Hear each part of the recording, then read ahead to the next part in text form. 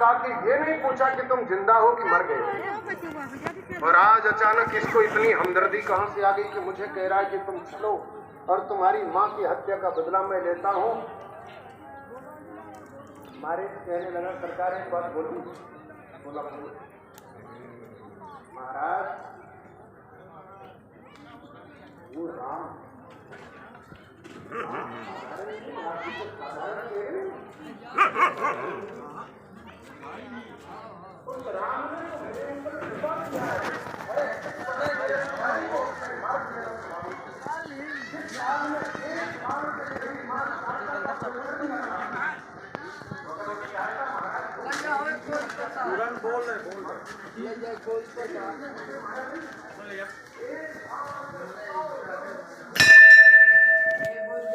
बोली दो।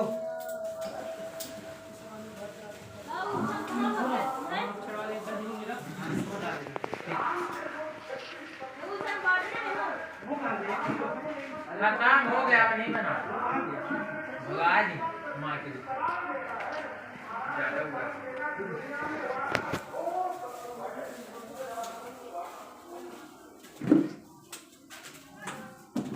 वहाँ शाम को मिलेगा।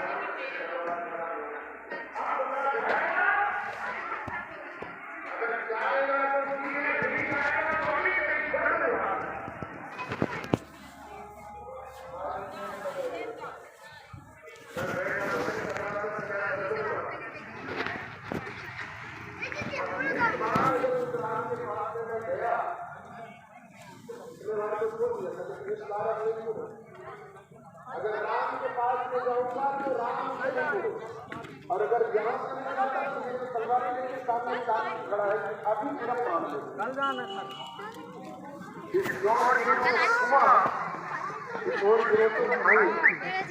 महाराज ये भगवान कहाँ जाऊंगे, कहाँ चलाया ये? रावण कहने लगा, जाएगा कि नहीं? बोला महाराज थोड़ा सा विचार कर लो, क्या कर लो? मारीच कहने लगा, आवाज मेरी मृत्यु निश्चित है। अगर जाऊंगा तो भी मरूंगा, नहीं जाऊंगा तो भी मरूंगा, तो क्या करो? मारीच ने विचार किया कि नहीं कल्याण। 9 प्रकार के प्राणियों से विरोध करने में कभी कल्याण नहीं। कौन कौन? शस्त्री, मरवी, प्रभु, सठ, धनी, प्रेत, बंदी, कवि, बालस, मुनि। इन प्राणियों से विरोध करने में कभी भी कल्याण नहीं होगा। शस्त्री, शस्त्री कहते हैं जिसके हाथ में शस्त्र है। जहाँ से रीवा की ओर जा रहे हो, जहाँ कुछ घर नहीं मिले, वहीं पे कोई चाकू लेके खड़ा है, चल निकाल जेब से। अब तुम थोड़ा सा भी अकड़ दिखाए तो सीधे चाकू पेट में घुसेड़ दिया। निकाल रहा है कि नहीं? एकदम 1 मिनट में पेट में ठूसी दे। शस्त्री, मर्मी, जो तुम्हारे मर्म को जानता है, तुम्हारा अपना पर्सनल जो व्यक्ति है, उससे भी विरोध कभी नहीं करना चाहिए। न जाने कौन सा संकट उपस्थित कर दे। इसलिए मरनी व्यक्ति से भी कभी विरोध नहीं करना चाहिए। प्रभु कहते हैं स्वामी को, मालिक को, मालिक से भी कभी विरोध नहीं करना चाहिए। मालिक से विरोध करोगे पता चले किसको पैसा दे दे, जाते समय एक गाड़ी का धक्का मरवाए, राम नाम सत्य हो जाए। तो स्वामी से भी कभी विरोध नहीं करना चाहिए। सट कहते हैं हठी को। कोई ऐसा हठी व्यक्ति तुम्हारे पास आया, आम के पेड़ के नीचे खड़ा है, कह रहा देखो कैसा पीपल का पेड़ है। अब तुम कहोगे नहीं ये तो आम का है, अब वो कहेगा नहीं ये पीपल का है। दूसरी बार कहोगे कि आम का है, तो क्या करेगा, उठा के पटक देगा, तुम्हारे ऊपर खड़ा हो जाएगा, बोल पीपल का है। इससे अच्छा पहले कह दो भैया वाह वाह कितना अच्छा पीपल का पेड़ है, बोल दोगे 2 मिनट में चक्कर छूट जाएगा, तुम अपने रास्ते हो अपने रास्ते। इसलिए हठी व्यक्ति, सट व्यक्ति से भी विरोध कभी भी नहीं करना चाहिए। धनी जो धनाढ्य है, करोड़पति आदमी है, उससे भी विरोध मत करो। अगर करोड़पति से विरोध किया है तो निवेदन करूं कल्याण नहीं होगा, न जाने क्या करवा दे क्या कर दे। धनी व्यक्ति कुछ भी कर सकता है। भाई डॉक्टर साहब से भी कभी विरोध नहीं किया। डॉक्टर से विरोध किया, बीमारी आ गई, तबीयत खराब हो गई, इंजेक्शन लगाना हुआ, न जाने का इंजेक्शन लगाएंगे। तो डॉक्टर साहब से भी कभी विरोध नहीं करना चाहिए। भाई बंदी माने बंदी जन, जाके कह दो मीडिया से कभी विरोध नहीं करना चाहिए। मीडिया से विरोध करोगे न जाने कब छापा मरवाएगी, साथ तुम्हारे खिलाफ निकाल दे। कभी लेखक व्यक्ति से भी कभी विरोध न करो। लेखक से विरोध करोगे तुम्हारे ऊपर एक कहानी की पुस्तक लिख दे, उसमें तुम्हें खलनायक बना दे, चोर साबित कर दे। तो कभी व्यक्ति से भी कभी विरोध ना करो। भानस कहते हैं भंडारी को।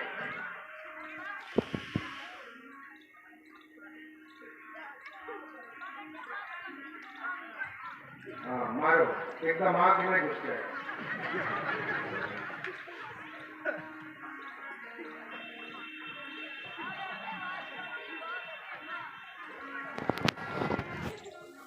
माताएं सब्जी बनाए, एकदम जम के मिर्चा डाल दे, पूछे कैसी सब्जी बनी है, तो ओ क्या टेस्ट है, एकदम बहुत अच्छी, ऐसा लगता है उंगली चाटते रहे। कह दो कैसी सब्जी बनाई है, तो दूसरे दिन से पता नहीं क्या है वो डाल दे मिर्चा की जगह। इससे कभी भी भानस इन लोगों का दिमाग मत खराब करो।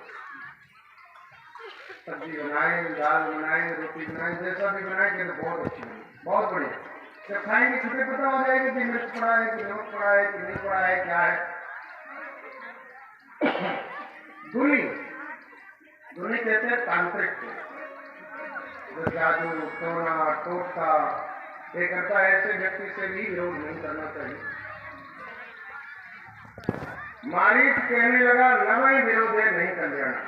ये शस्त्री भी है, मरनी भी है, प्रभु भी है, सठ भी है, धनी भी है। अगर इससे विरोध करूंगा तो ये तो तलवार लेके खड़ी है, अभी मेरा गला काट करके रख देगा। दूसरी बात, अगर इस पापी से मरूंगा तो मुझे नरक जाना पड़ेगा। नरक जाने के बाद में नरक का भोग भोगूंगा, फिर से राक्षस बनूंगा, फिर से दूसरी योनियों में जाऊंगा। और अगर राम जी के हाथों मरा तो इसका काम भी हो जाएगा, क्योंकि इसका नमक खाया है मैंने, और राम जी के हाथों से मरने से हमेशा हमेशा के लिए मुक्त हो जाऊंगा, फिर से संसार रूपी चक्कर में नहीं आऊंगा। इसलिए मारीच ने यह निर्णय लिया कि अगर मुझे मरना ही है तो अब मैं भगवान के हाथों मरूंगा, राम जी के हाथों मरूंगा, इस पापी के हाथों नहीं मरूंगा, जिससे कि मेरा उद्धार हो। रावण कहने लगा है सोचा, बोला सरकार सोच लिया क्या, बस यही कि आपका काम करूंगा, बताओ क्या करना है। बोला कि सोने का मृग बन करके तत्काल राम की कुटिया के पास में चले गए। सोने का मृग? बोला हाँ सोने का। महाराज आज तक तो कभी हुआ ही नहीं, न कभी कानों से सुना, न कभी आंखों से देखा। कैसी बात आप कर रहे हो? सोने का मृग तो हो ही नहीं, असंभव। बोला नहीं, मैंने जो कह दिया बस तुम्हें वही करना, इसमें कोई क्वेश्चन नहीं, कोई प्रश्न नहीं। करेगा? बोला हाँ करूंगा। सोने का मृग बना करके और भेज दिया। कहा सुनो एक बात और सुनो, सोने का मृग बन के जैसे खड़े हो गए, उसी काल में उनके धर्मपत्नी सीता कह कि इस मृग को पकड़ ले आओ। तो दौड़ाते दौड़ाते दौड़ाते खूब दूर ले जाना, और जैसे ही दूर चले जाना तो कोई न कोई ऐसा उपाय करना कि वो छोटा भाई भी चला जाए। उसी काल में मैं उनके स्त्री को उठा करके और लंका ले जाऊंगा। चोरी करोगे? हाँ चोरी करूंगा। मारे कहने लगा मछली मारी हुई, इतना बड़ा लंका का राजा जिससे काल भी डरता है वो चोरी करेगा? बोले तू उपदेश फिर से दिया तो जा, मैंने जो कहा वही करना है, तुझे सोने का मृग बनना है और मैं चोरी करूंगा। ठीक, मारीच इधर आ गया, सोने का मृग बनने के लिए उद्यत है। भगवान श्री राम को यह बात पता हो गई कि मारीच आ रहा है। प्रभु जानत सब कारण, भगवान को प्रचारदर्शी। लक्ष्मण लेन गए जब बने मूल फल कंद, जनक सुतासन बोले बिहस कृपा सुख वृंद। भगवान कहने लगे सीता 14 वर्ष की अवधि में 13.5 वर्ष व्यतीत हो गए, हमारे पास केवल मात्र 6 महीने, और जिस काम के लिए मैं अयोध्या से आया हूँ वो काम कभी कुछ हुआ ही नहीं। इसलिए मैं चाहता हूँ कि इस 6 महीने में उस कार्य को भी मैं संपादित कर दूं जिसके लिए अयोध्या से आया हूँ। अगर तुम हमारे साथ रहोगी तो मुझे ऐसा लगता है कि मेरा कार्य संपन्न होने में थोड़ी सी कठिनाई होगी।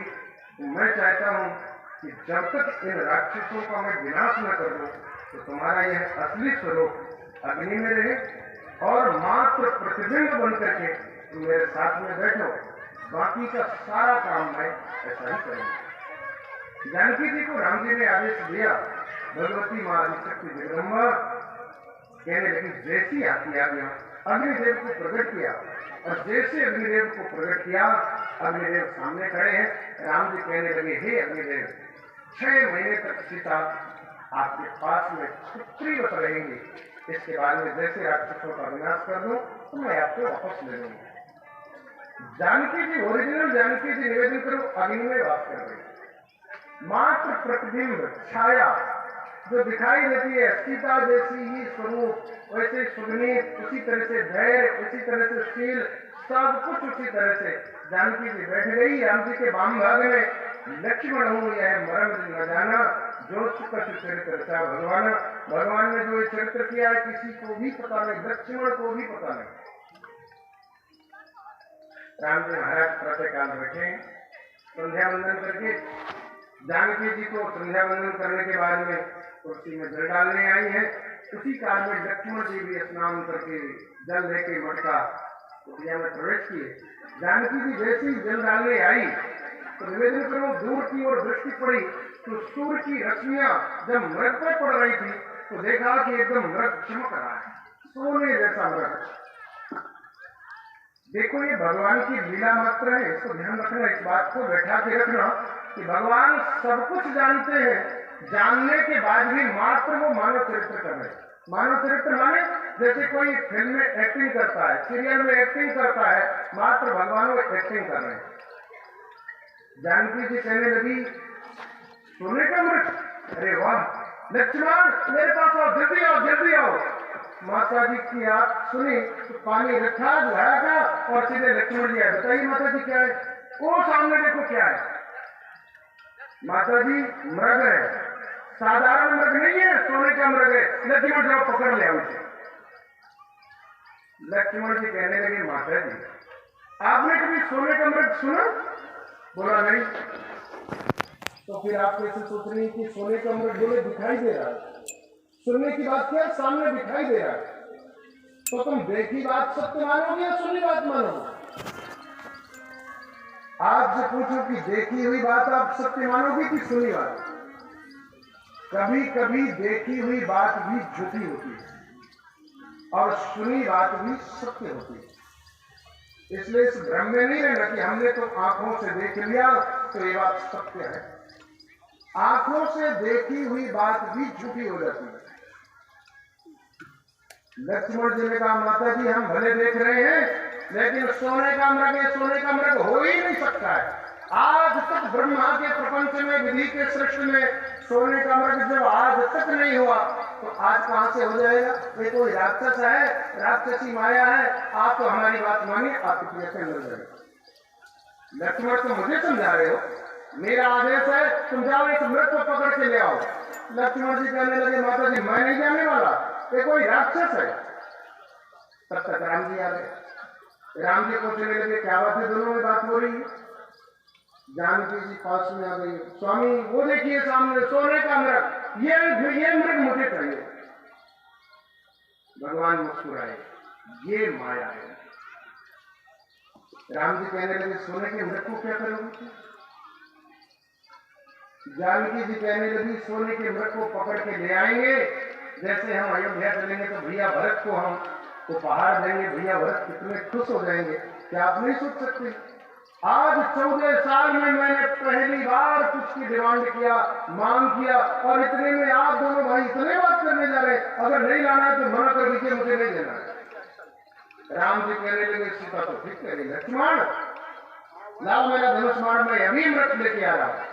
लक्ष्मण जी कहने लगे, भैया आप भी माता जी की बात में आ रहे हैं, सोने का मृग कभी नहीं हो सकता, ये कोई राक्षस है, मायावी शक्ति है, आप तो अंदर जाइए, मैं इसे अभी भगा के आता हूं। जानकी जी कहने लगी, मुझे मृग चाहिए, ये ध्यान रखिए आप, और मैंने पहली बार कोई मांग रखी है और आप दोनों भाई में से दोनों मना कर रहे हो। राम जी कहने लगे, नहीं मैं मना नहीं कर रहा हूं, मैं अभी लेके आता हूं। लक्ष्मण जी ने फिर मना किया, भैया मेरी बात मान लीजिए, आप मत जाइए। राम जी कहने लगे, लक्ष्मण तुम्हारा यही कहना है कि ये माया का मृग है? अगर मान लो माया का मृग हुआ तो क्या तुम्हें मेरे ऊपर भरोसा नहीं है? अगर माया का मृग होगा तो मैं इसे मार के चला आऊंगा। सीता जी से राम जी ने कहा, सीते मान लो अगर ये मृग नहीं मिला तब? जानकी जी ने कहा, मार देना। तो मरे हुए मृग को तुम क्या करोगी? बोला, मरे हुए मृग की हम छाल निकलवाएंगे और उस छाल को ले जाकर के गुरु जी को दे देंगे, वशिष्ठ जी को। कितने खुश होंगे, उसमें बैठ के साधना करेंगे, तपस्या करेंगे, पूजा करेंगे, गुरु जी तो अति प्रसन्न हो जाएंगे। राम जी महाराज कहने लगे, लक्ष्मण अब तो सीता की मांग पूरी करनी ही पड़ेगी, तुम तो सीधे मेरा धनुष और मान ले। लक्ष्मण जी कहने लगे, भैया मेरी बात मान लो, आप मत जाइए। राम जी कहने लगे, लक्ष्मण अगर तुम हो तो मुझे किस चीज की चिंता है?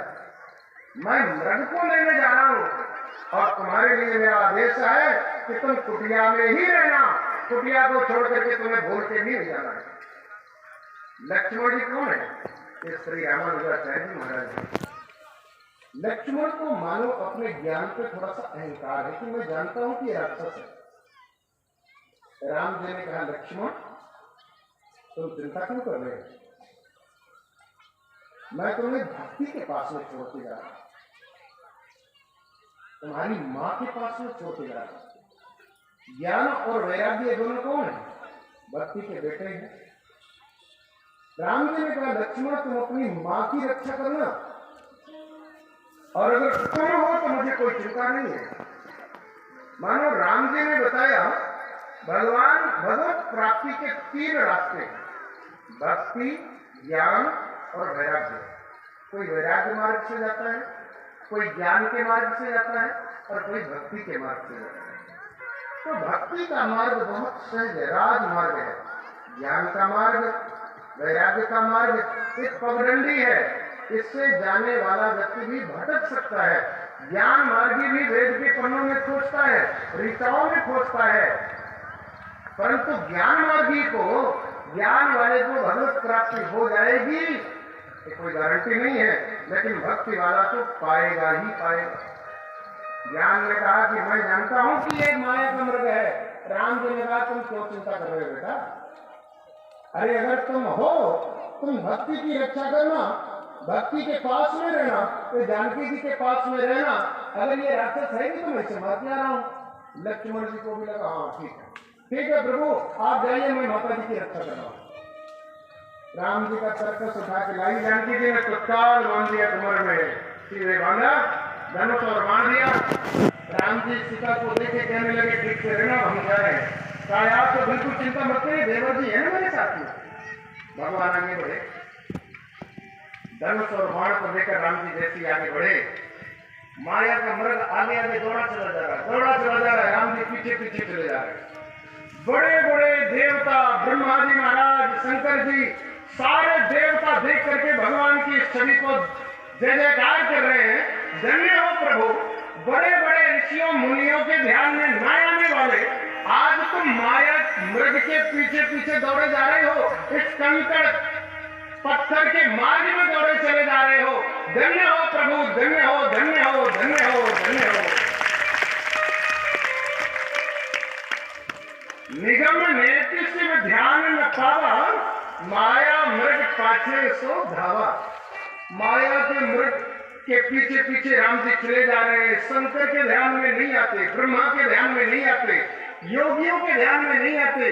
वेद की ऋचाएं जिसे नैति नैति कहती हैं, वही ब्रह्म, वही सगुण साकार होकर मृग के पीछे पीछे दौड़ा चला जा रहा है। राम जी को एकदम ले जा रहा है, आगे दौड़ा जा रहा है। भगवान पीछे कभी पीछे घूम के देख ले रहा है, ओ क्या छवि है, क्या धरती है।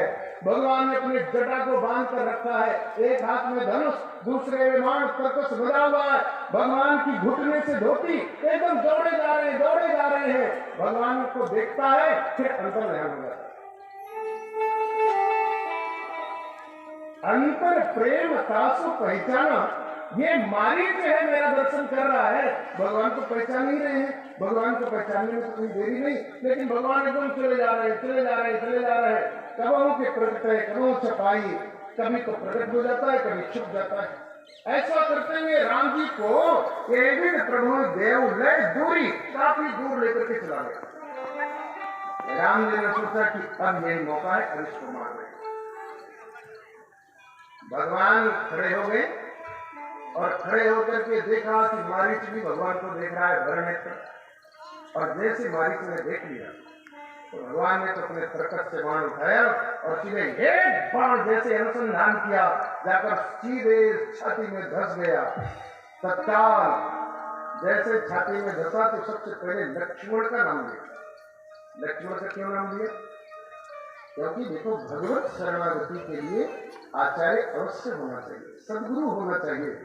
ये रामानुजाचार्य जी लक्ष्मण का नाम इसलिए लिया कि हे गुरुदेव, आप मुझे स्वीकार करो, अब मैं भगवत प्राप्ति करने जा रहा हूँ, ठाकुर के चरणों में जा रहा हूँ, ठाकुर के धाम में जा रहा हूँ, इसलिए आपकी कृपा के बिना असंभव है, इसलिए आप मुझे स्वीकार करो। बड़ी जोरों से चिल्लाया, लक्ष्मण बचाओ, बचाओ, लक्ष्मण बचाओ, बचाओ। और जैसे लक्ष्मण बचाओ चिल्लाया, बाद में राम, सीताराम, राम राम राम राम राम राम कह करके अपने प्राणांत कर दिया। भगवान ने एक क्षण में उसे